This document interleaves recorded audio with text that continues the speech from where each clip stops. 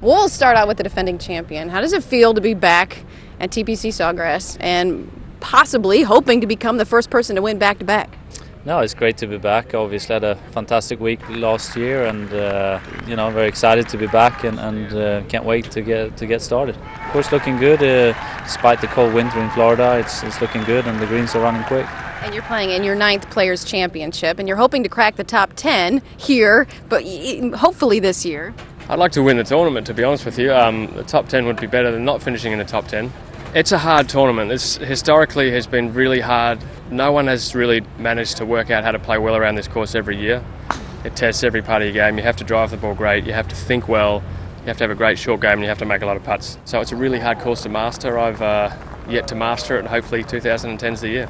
We have a lot of people writing in from PGA TOUR.com, a lot of fans who wanted to ask you guys some questions. Biggest challenge when turning pro? This is from AJ Vitale. Well, I think the biggest challenge might be just getting used to organise everything. You know, when I was playing amateur golf, Federation kind of looked after us and took care of everything. But all of a sudden, when you turn pro, you're on your own.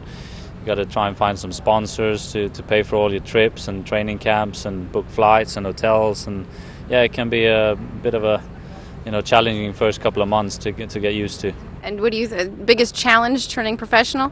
Similar. I mean, all of a sudden you've had everybody takes care of you and they just tell you where to turn up, and all of a sudden you have to go get an accountant.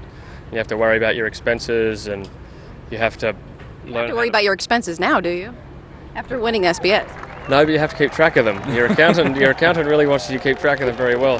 Who would you say would be the most fun, or is the most fun that you have played with on tours so far?